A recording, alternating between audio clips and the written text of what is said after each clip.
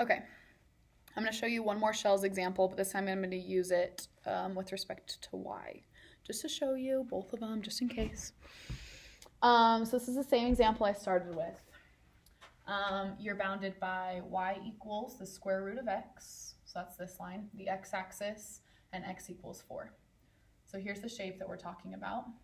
I've already done the example where you could easily do this by just rotating around and using the area of a disk. But you can also estimate the area, or actually calculate the volume using shells.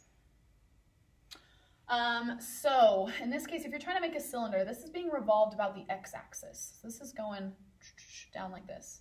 So it's going to turn into this sort of a thing. Yeah?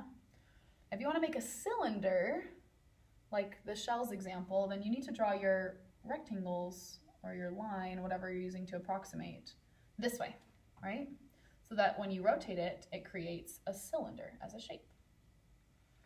However, if you have lines that are parallel to the x-axis, you can't integrate with respect to x. You have to integrate with respect to y because they're perpendicular.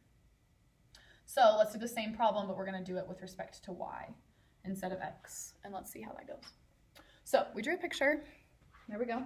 Step 2 again is to come up with our equation for our cylinder. So if you remember, our cylindrical shells use the equation 2 pi r h. So let's find what our radius is and what our height is for our equation. So keep the 2 pi out front. We're going to start with r, the radius. So as you look at this picture, the radius starts at the x-axis and then it goes to this point. That's for that shell. But then here, if it was here, the radius would be to this point. And here would be to this point. So the radius is changing depending on where you're at on the x-axis, and it follows this line. What is this equation? Oh, it's y equals the square root of x. Cool. So pretty straightforward, yeah, that the radius here is just going to be your y value. Again, I'm doing this in terms of y. All right, now let's do the height. So the height is going to be this length, right? And this length here starts over here at 4. And then depending on where you're at, right, whether you're right here or right here, this little piece is the x value.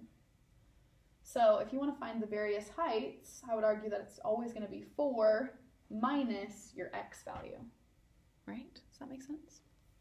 So our radius is y, and the height is 4 minus x. What's our issue here? We've got 2 different variables. We've got a y and we've got an x. So we need to figure out what this is. So what is x equivalent to?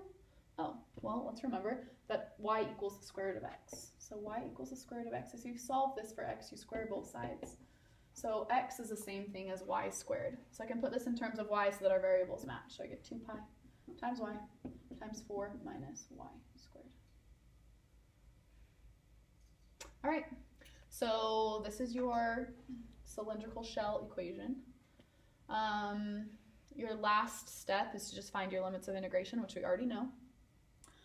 When we're doing with respect to x, it was 0 to 4, but now we're doing it with respect to y. So it goes from 0, and then if you know what the square root of 4 is, it's 2.